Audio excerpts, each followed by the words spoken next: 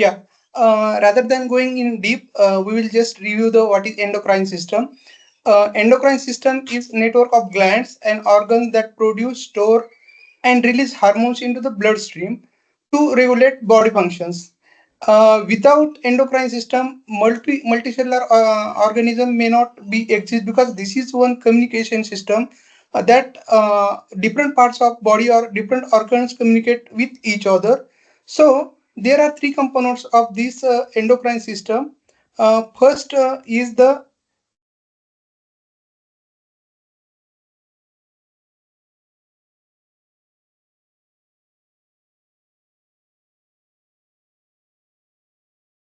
first component of this system is the gland. So gland is the organ which secrete the hormone, and second part of this is the hormone. This is the chemical, and there is target organ or target tissue, and from target tissue there is feedback to the original gland. So it is two-way feedback, and apart from that there may be additional gland that can influence to other gland like pituitary. So this system is communication system. This system closely associate with the central nervous system, and hypothalamus is the point connect both the nervous system and endocrine system. So these are the general functions of the endocrine system. So endocrine system is regulate growth, metabolism, reproduction, overall homeostasis, and emotions. And certain cases it alter the immunity. So what can be go wrong if endocrine system is affected? So growth metabolism is affected. There is sterility, infertility, imbalance in homeostasis, and there is alteration in immunity. So hormone, it may be of protein nature or it may be of steroid nature. So there are two types, and peptides are also considered one part of that. So blood hormone levels depends upon the rate of secretion of that hormone, rate of metabolism of that hormone, and the transport method. Either it is conjugated with protein or it is directly passing through the plasma.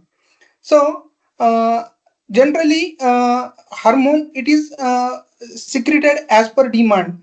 It is very less stored into the parent cell, and there is only one exception, that the thyroid gland where it is stored. So as per requirement of the body, hormone is produced by the gland. It is not stored except thyroid. So protein and peptides, these are soluble in the plasma, and these are carried and steroids are carried through transport proteins. So their binding to the transport proteins determine the pre-pull and bound forms. So this pre-pull is generally required to be to for the active form of the hormone. So bound form and pre-pull, these overall determine the hormone function. So there are several glands. Hypothalamus is the point where endocrine system and CNS is connected, and we will consider these four glands today: pituitary, thyroid, adrenal, and pancreas. Their toxic response: gonads, pineal gland, stomach, intestine, kidney, thymus, liver, skin, and muscle, and placenta. We will consider in subsequent presentation. So quickly we'll start pituitary gland. Pituitary gland anatomy, it is divided into the two parts: adenohypophysis and neurohypophysis. So we will say it is as a anterior pituitary and posterior pituitary, and there are several types of secretory cells. Those secrete the hormones. So this is one of the image histology image. So mm, so this is list of the hormones produced by the pituitary gland, and uh, these cells producing it are important. So somatotrophs are the cells that secrete the growth hormone, and that growth hormone act on bones, muscle, and stimulate growth and metabolism. Lactotropes produce prolactin that act on the mammary gland and stimulate milk production. Corticotropes, it produce adrenocorticotropic hormone and it act on the adrenal cortex, stimulate the cortisol production. Thyrotropes are the cells that produce thyroid stimulating hormone. It act on thyroid gland and it stimulate the thyroid hormone releases. So anterior pituitary again having gonadotrope cells. That gonadotrope cells stimulate gonadotrope cells produce FSH, and that FSH act on the ovaries and testes and stimulate the gamete production. Gonadotropes again produce luteinizing hormone, and that again act on the ovaries and testes, and it is for the stimulation of sex hormone stimulation. Uh, so there is one intermediate lobe that is having melanotropes. These melanotropes act on the skin, and melanocyte stimulating hormone is its product. Apart from that, posterior pituitary also produce certain hormones. Oxytocin is the important one, and it acts on the mammary gland and uterus. So uterine contractions are because of its net result. Antidiuretic hormone is one hormone produced by this posterior part, and this is considered also from the hypothalamus. It acts on the kidney and it promotes the reabsorption of water. So toxic response of the pituitary is important. The pituitary gland play a key role in the endocrine regulation. It is master gland. The lesions that may be directly from the direct action of the toxin, or maybe because of the secondary hormonal imbalance in the body. There may be secondary organ may be affected, and because of that, there are secondary lesions into the pituitary. So most of the time, pituitary is having importance in the long-term studies, carcinogenesis study, and chronic studies. Generally, up to 28-day and 90-day study, we may not get pituitary responses. Those found in that type of study maybe most of the times are the background lesions. So, hormonal effect is because of the endocrine disruption. Some of the times, low levels of the testosterone changes hormonal level, and because of overall metabolism of the body changes, hormonal levels changes, and overall physiology of that individual alters. So, this is hormonal disruption, and this is very well understood by the regulatory bodies, and even guidelines are modified because of to test this endocrine disruption. So endocrine disruption is just change that is below toxic level. So here are some toxicant induced lesions. Estrogenic compounds, most of the estrogen compounds, they produce pituitary tumors, adenomas. Dopamine antagonists sometimes produce lactotrop hyperplasia. Aflatoxin is one of the important toxin that is having role in pituitary degeneration. Organophosphates and neuroendocrine disruption is frequently seen. Cadmium and prolactin secretion. Uh, Cadmium inhibit the prolactin secretion, and it promote ACTH and GH secretion. Apart from cadmium, other heavy metals like lead and mercury, these also inhibit luteinizing hormone and FSH secretions. Uh, some environmental contaminants also having effect on this hormonal level, and pituitary is affected because of the this. Most commonly, hyperplasia that may be focal or diffuse is oftenly seen in the pathology. Hyperplasia is because of the specific stimulation of the some kind of cells. So only few kind of cells are stimulated, and that mostly because of the negative feedback mechanism. If thyroid is under stress, so it will alter the negative feedback to the pituitary, and thyrotropes usually will be having hyperplasia. Adenomas are very common in pituitary, and most of these adenomas are because of these uh, pesticides. Cystic degeneration is one of the common finding in the pituitary. There will be inflammatory cell infiltrations and inflammations in the pituitary. Oftenly, hemorrhage or some kind of necrosis is observed in pituitary. Fast intermedia cysts are common in the mice. So these are the some classical lesions already defined by in hand, and oropharyngeal cyst is most of the time persistent because the pituitary and oral mucosa is having similar origin.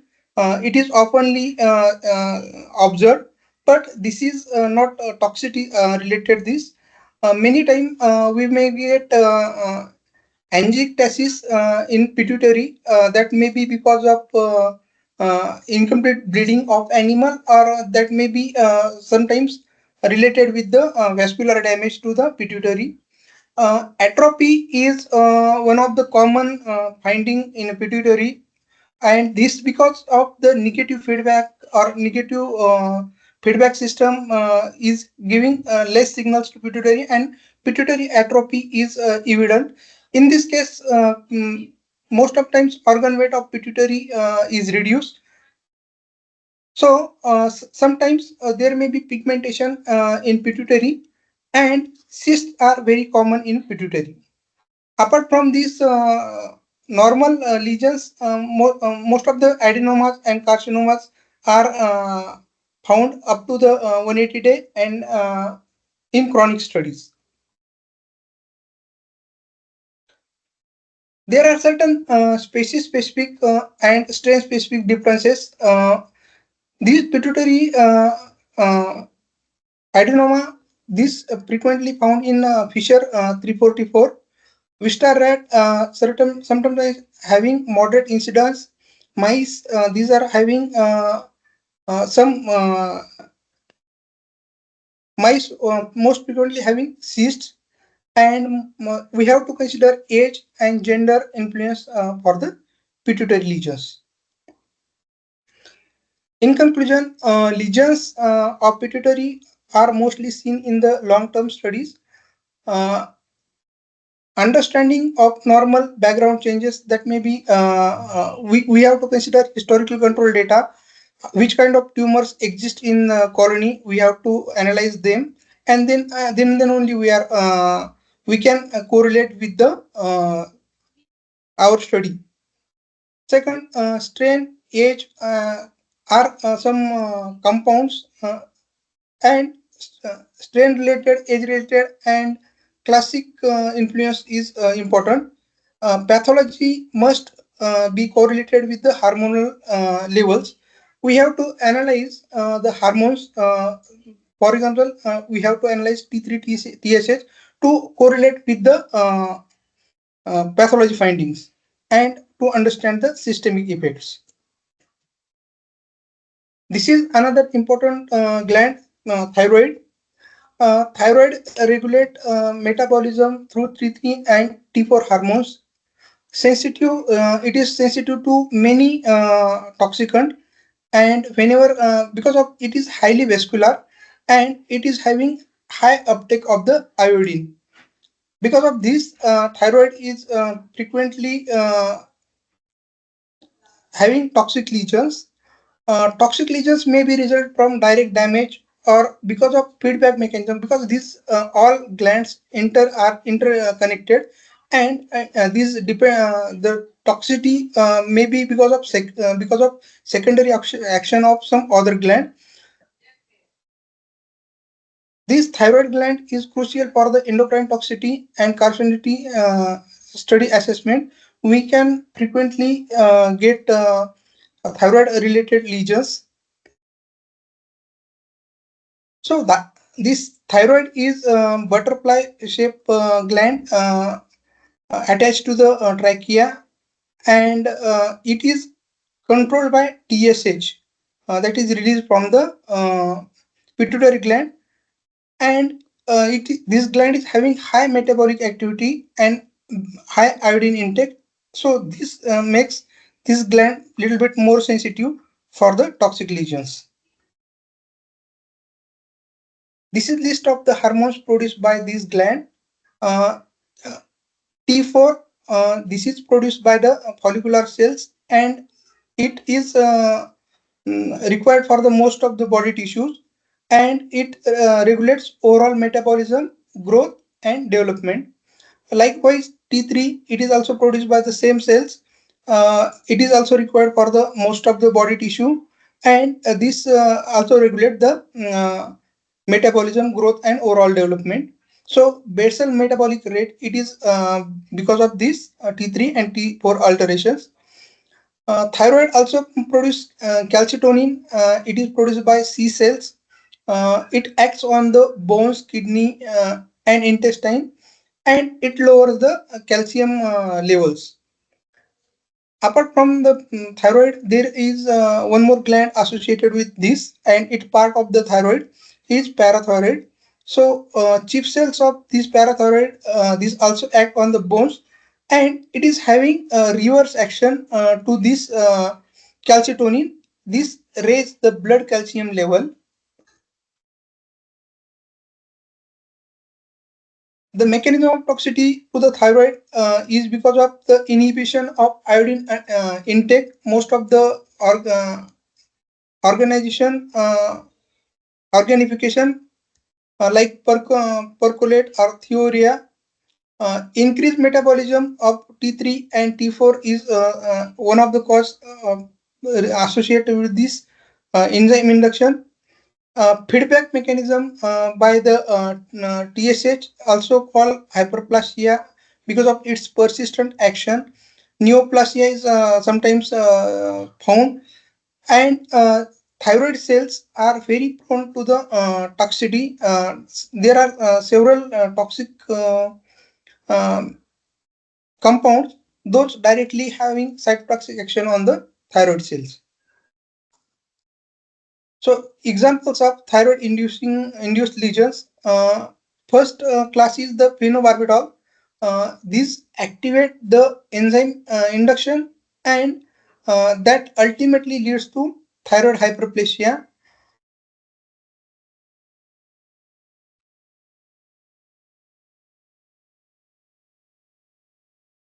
This PTU, this inhibits T3 and T4 synthesis, and ultimate result of that is increase in TSH. PCPs and BPA, these induce endocrine disruption.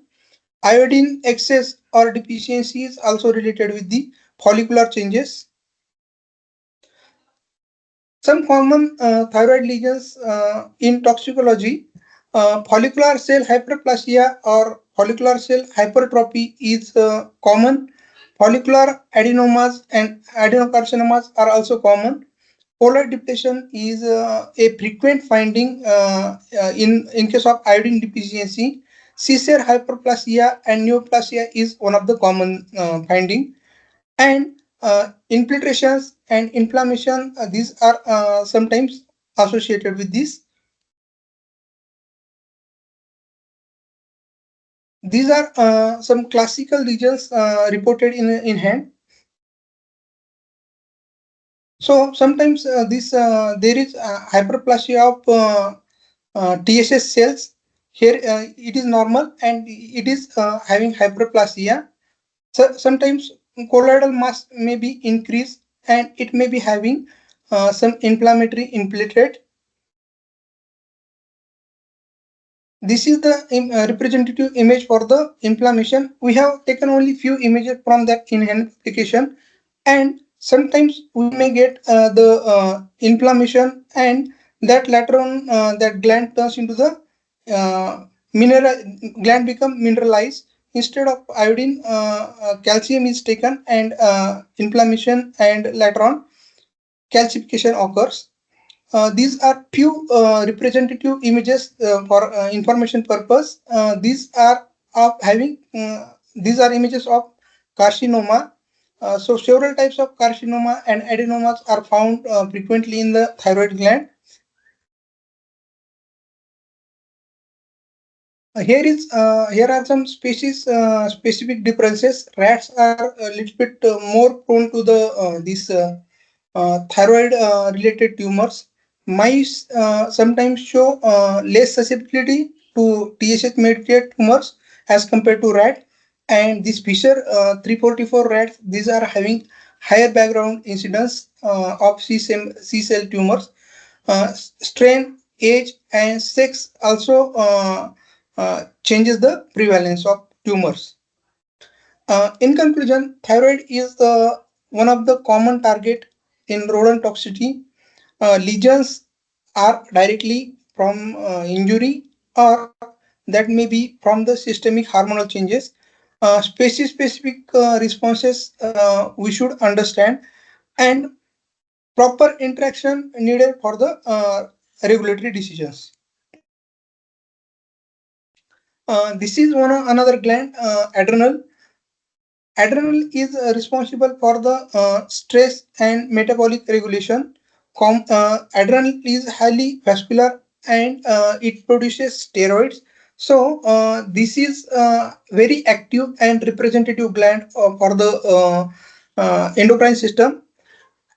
This is having so many toxicants act on the thyroid, and that can affect either cortex or medulla of that gland. We have to interpret properly the thyroid, the adrenal lesions, and we have to correlate with the systemic effects. Here is list of the hormones produced by this adrenal gland. Aldosterone, these are produced by the cortical cells and that act on the kidney. And sodium and potassium balance is because of this hormone. Another important hormone produced by adrenal is the cortisol. The cortical cells are producing this, and various tissue respond to that hormone, and overall it regulates the metabolism and stress response. Apart from this, androgens are produced particularly in adrenal gland. Cortical cells produce it, and that act on the reproductive organs. These contribute to the secondary sex characteristics, and generally, in case of females, testosterone is produced by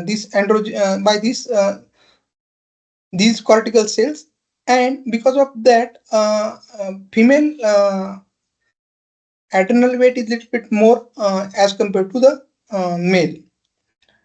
Adrenal medulla is innermost part, and it is having chromatin cells. That cells produce endorphin, and endorphin act on the heart and blood vessels, and this ultimately increases heart rate and blood flow. So this hormone is, we can say, fight or flight hormone. Adrenal medulla also produce norepinephrine. It is having similar characters to the epinephrine.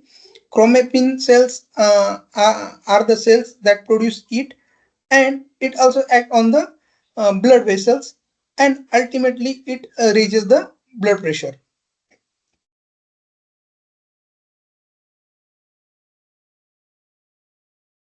So adrenal gland is having three parts, two parts mainly. First is cortex, and second one is the medulla. And again, cortex is having three zones: glomerula, fasciculata, and reticularis. These zones start from the outer margin to the inside. These cortex secrete aldosterone, cortisol, and androgens. Medulla secretes mostly catecholamines, that are the epinephrine and norepinephrine. And this is gland is very much controlled by hypophyseal pituitary axis, and also this is innervated by the sympathetic nerves, and ultimately it releases its secretions. Mechanism of toxicity. Hypophyseal pituitary axis stimulation or suppression is one of the reason that adrenal may having certain lesions. Inhibition of steroidogenesis, for example, ketoconazole or other compounds. These compounds leads to the inhibit the steroidogenesis. This oxidative stress and mitochondrial toxicity is also important in case of the adrenal glands. Direct cytotoxicity or cortical direct toxicity to cortical or medullary cell is also important in case of the adrenal gland. Here are certain toxicants that directly affect the adrenal. Most important is the ketoconazole. This inhibit the cortisol synthesis, and ultimately it results into the cortical hypertrophy. Atrazine is another product that indirectly stimulate the adrenal cortex. Rezapine is one compound that result to the medullary degeneration, and most of the organophosphates that leads to the medullary vacuolation. Mitoten is having selective cortical toxicity. For while scoring lesions in adrenal, we have to follow in hand and RITA diagnostic criteria.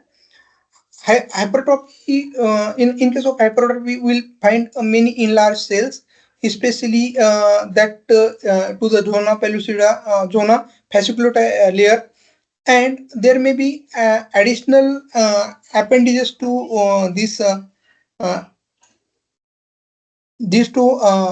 adrenal gland. Hyperplasia is oftenly seen when there are increased cell layers. Often this is of diffuse type. Necrosis and karyolysis.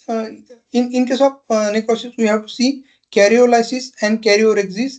Tumors, we have to see have mitotic activity, cellular atypia, and we have to see the reversal of the cell structures. Yes, this cortical hypertrophy and hyperplasia is frequently observed in adrenal gland. Cortical degeneration is also common, and most of times necrosis is also visible in adrenal gland. Adrenal cortical adenoma, carcinoma, these are very common. Medullary hyperplasia and pheocytoma is one of the lesion is frequently seen. Vascular changes are very common, and sometimes we may get hemorrhage in adrenal gland. These are the representative images. Here, this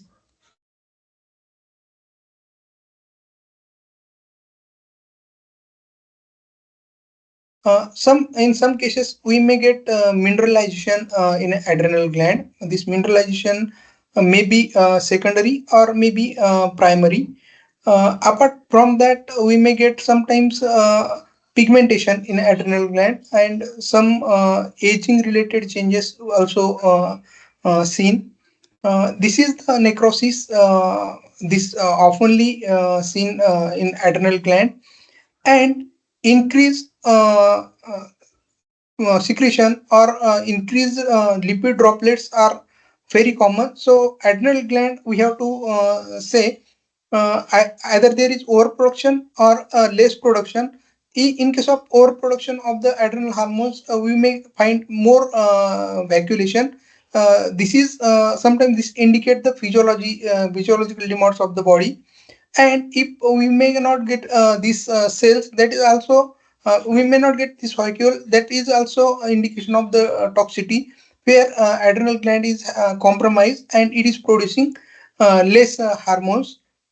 Sometimes these lesions can be focal and sometimes it could be distributed throughout the organ. Certain times there is hyperplasia of certain cells, and that depends upon the nature of the toxic in nature of the compound. These are certain tumors of this adrenal gland, and cellularity is most of the times increased. This is the lung lesion where we can see the adrenal cells. So this is the example of metastasis. These adrenal cells get into the lung, and there is secondary growth. This is another classical example of this adrenal gland tumor. Here we can see the hyperplastic cells, and this is having more tumors. There are certain species and strain specific differences other glands. This Yep, 344 rats, this is having more background lesions. Those are having adrenal cortical adenomas. These mice having lesions less common. Sometimes gender and age also influence the severity and frequency of these lesions. Strain specific spontaneous lesions are also common, and we have to correlate with our in-house historical data. In conclusion, adrenal gland is a sensitive indicator. Most of the times we take this as a representative of endocrine system. It is commonly affected. We will get lots of lesions in adrenal glands because of overall body physiology is affected. Body physiology is reflected by this adrenal gland. These toxic lesions are again primary or secondary. Uh, Most of times, normal background we have to see what we have to see. The accurate diagnosis is of importance, and we can report that.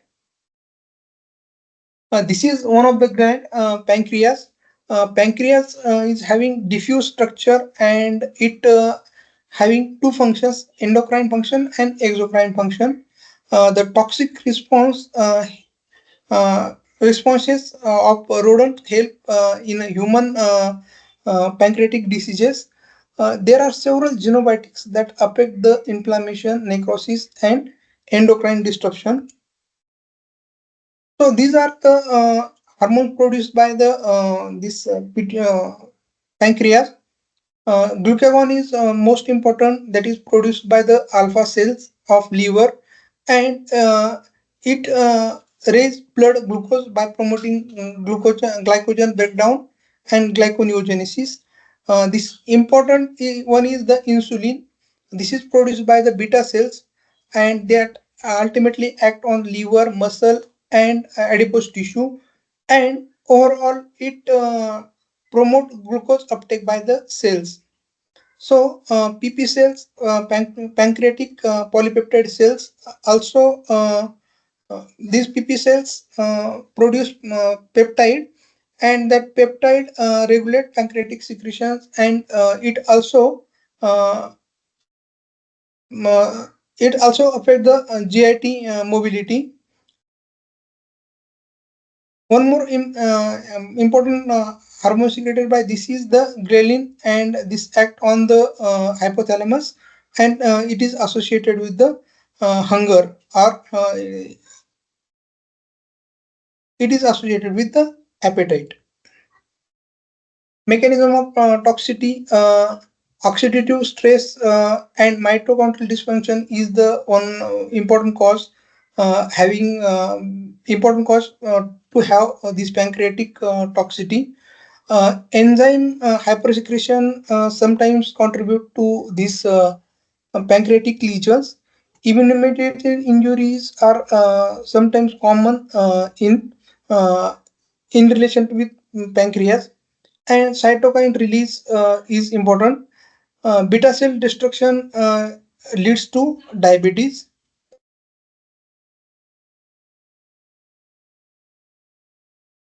This cerulin, this one toxin induce pancreatitis through enzyme hypersecretion. L-arginine is another product that commonly leads to hemorrhagic necrosis in pancreas. Streptozotocin is a common pancreatic toxin. It is most of the time used for the animal model production. Ethanol and fatty acid together uh, also induce inflammation in a pancreas. And most of the time, fibrosis and ductal damage is the result of dibutyl dichloride. So histological changes, most of the time we see acinar necrosis, and sometimes we may get hemorrhage along with that. Islets cell degeneration is common finding, and it is associated with the diabetes. And this inflammation and inflammatory infiltrates are very common. Because of prolonged irritation in this adrenal gland, this pancreas, it leads to fibrosis and ductal damage. Edema, vacuolations, these are certain common findings associated with this pancreas. These are few pancreatic lesions. This is the fibrosis where this slide is stained with the picrocerous red, and this reddish mass of pancreas is replaced by the fibrotic tissue. Like that, there may be sometimes hyperplasia that may be focal, or sometimes there is necrosis of the pancreas. So we will see these beta cells are absent, and the vacuoles are at the place. There are several types of toxins those induce fibrosis, and sometimes that fibrosis is associated with the inflammatory cell infiltration. This is one of the pancreatic islet, and it is having hyperplasia. Sometimes we may get altered foci of the pancreas. So this pancreas is very active, and it is producing some exocrine contents also. So overall, when exocrine contents come contact with its own parts, we may get altered structures. Likewise, other glands, pancreas is also having several tumors. Adenomas and carcinomas are very common. These adenomas and carcinomas are represented by the increased cellularity, increased mitotic activities, and cells are more neoplastic. Cells are more embryonic, and these are hyperchromatic. For acinar necrosis, rats are little bit more prone. Mice are very sensitive to beta cell toxins like streptozotocin. Strain specific changes we have to consider. Age also influence the lesion severity.